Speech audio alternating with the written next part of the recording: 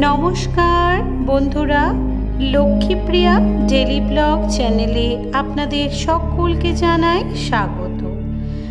ওম নমো নারায়ণী নমো নমঃ। জয় মা দুর্গা, জয় মা লক্ষ্মী। বন্ধুরা, আজ ৩রা অক্টোবর, ১৬ই আশ্বিন, বৃহস্পতিবার। পিতৃপক্ষের অবসান হয়ে দেবী পক্ষের সূচনা ইতিমধ্যেই হয়ে গেছে। আজ থেকে শুরু দেবী দুর্গার নবরাত্রি ব্রত। এই সময়ে মা দুর্গার বিভিন্ন রূপের পূজা করা হয়। বন্ধুরা, এই সময়ে মা দুর্গার লক্ষ্মী স্বরূপারও পুজো করা হয়। আজ যেহেতু বৃহস্পতিবারের পাশাপাশি আশ্বিন মাসের শুক্লাপক্ষের প্রথম বৃহস্পতিবার হওয়ায় আজকের দিনে অবশ্যই মা লক্ষ্মীর পূজা বা আরাধনা করা অত্যন্ত শুভ বলে মনে করা হয়। যারা কোনো কারণবশত মা লক্ষ্মী পুজো করতে না পারলেও অন্তত মা লক্ষ্মী মনে মনে স্মরণ করবেন এবং মা লক্ষ্মীর ধ্যান বা মন্ত্রটি একবার শ্রবণ করবেন। এর ফলে দেখবেন আপনার জীবনে মা লক্ষ্মীর আশীর্বাদ, সকল কষ্ট বা যন্ত্রণা থেকে আপনি উদ্ধার পেয়েছেন আর আপনার জীবনে সৌভাগ্যের দরজা খুলে গেছে। তো চলুন বন্ধুরা, আজকে আমি মা লক্ষ্মীর একটি ধ্যান বা মন্ত্র আপনাদের সঙ্গে আলোচনা করব। মা দুর্গার আরাধনার সাথে সাথে আপনি যদি মা লক্ষ্মীর পূজা অর্চনা করেন তাহলে মা দুর্গা এবং মা লক্ষ্মী উভয়েরই আশীর্বাদ প্রাপ্ত হবেন কিংবা কৃপা লাভ করবেন আপনি। তো চলুন বন্ধুরা, আজ আমি আপনাদের মা লক্ষ্মীর একটি জাগ্রত এবং অত্যন্ত কার্যকরী, ফলপ্রসূ, দায়ী বা প্রভাবশালী ধ্যান বা মন্ত্রের কথা বলবো, যেটি পাঠ বা শ্রবণ করার সাথে সাথে আপনার জীবনে সমস্ত রকম আর্থিক অনটন, আর্থিক কষ্ট বা অর্থনৈতিক সমস্যা সব কিছুই চিরতরে আপনার জীবন থেকে বিদায় নেবে আর আপনার জীবনে আসবে অগাধ অর্থ, সমৃদ্ধি, সৌভাগ্য, আর আপনি হয়ে উঠবেন সৌভাগ্যশালী। আর বন্ধুরা, আপনার জীবনে বা আপনার ভাগ্যে মা লক্ষ্মীর কৃপা যদি একবার হয় তাহলে তো আর কোনো কথাই নেই। মা লক্ষ্মীর আশীর্বাদে আপনার যাবতীয় ইচ্ছা এবং স্বপ্ন সফল হবে। নবরাত্রির মহালগ্নে মহালক্ষ্মীর বৃহস্পতিবারে অন্তত একটিবার হলেও বন্ধুরা এই লক্ষ্মীর ধ্যান বা মন্ত্রটি শ্রবণ অবশ্যই করবেন। লক্ষ্মীর এই ধ্যান বা মন্ত্রটি কিছু নিয়মাবলী আজকে আপনাদের সঙ্গে আমি শেয়ার করব।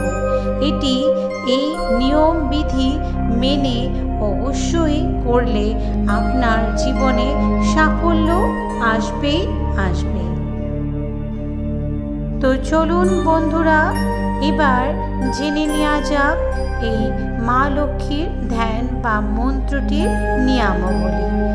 সর্বপ্রথমে আপনি একটি শুদ্ধ লাল বস্ত্র পরিধান করুন, কারণ এই লাল রং মা লক্ষ্মী দেবীর অত্যন্ত প্রিয়।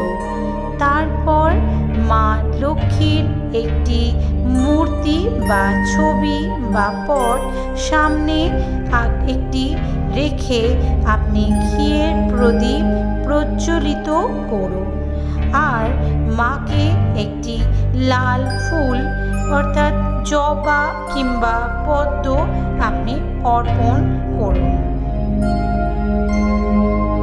এরপর হাতে সামান্য গঙ্গা জল ছিটিয়ে নিন।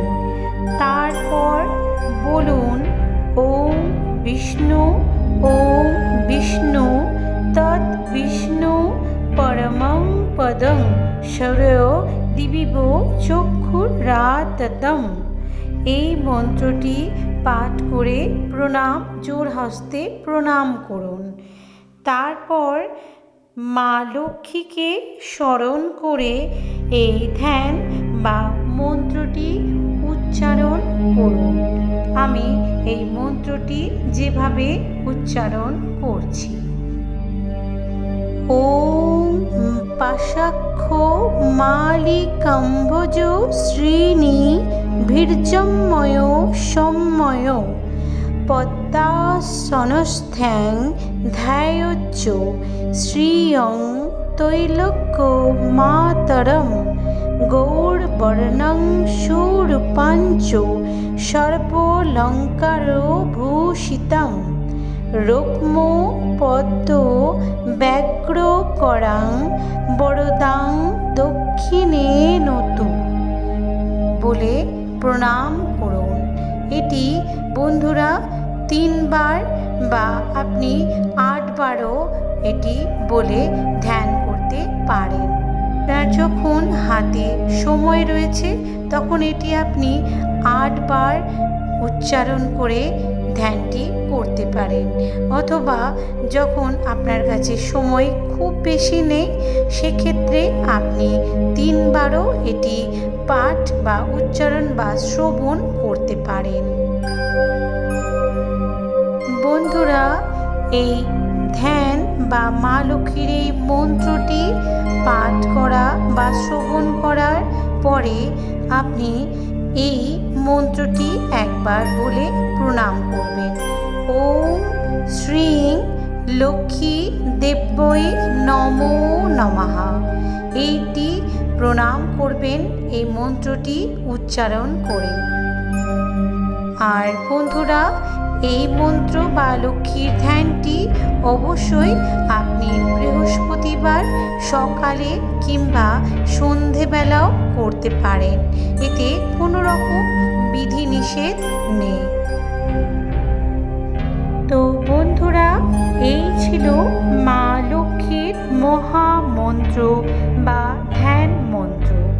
অবশ্যই এটি একবার শ্রবণ করুন।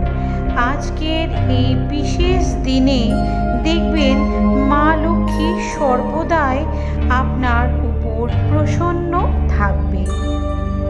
তো সুপ্রিয় বন্ধুরা, আমার ভিডিওটা যদি ভালো লাগে অবশ্যই একটি লাইক করে দেবেন।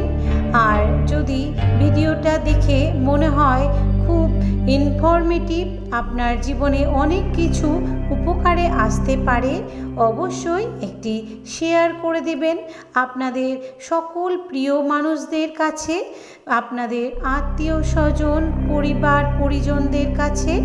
আর আপনি যদি আমার চ্যানেলে নতুন হয়ে থাকেন অবশ্যই চ্যানেলটি সাবস্ক্রাইব করে পাশে থেকে যাবেন আমার পরবর্তী ভিডিও দেখার জন্য। তো আজকের মতো এইটুকুই। সবাই ভালো থাকবেন, সুস্থ থাকবেন, আর মা লক্ষ্মী মা দুর্গার আরাধনা করতে থাকুন। জীবনে আপনাদের সাফল্য আসবেই আসবে। জয় মা লক্ষ্মী, জয় মা দুর্গা।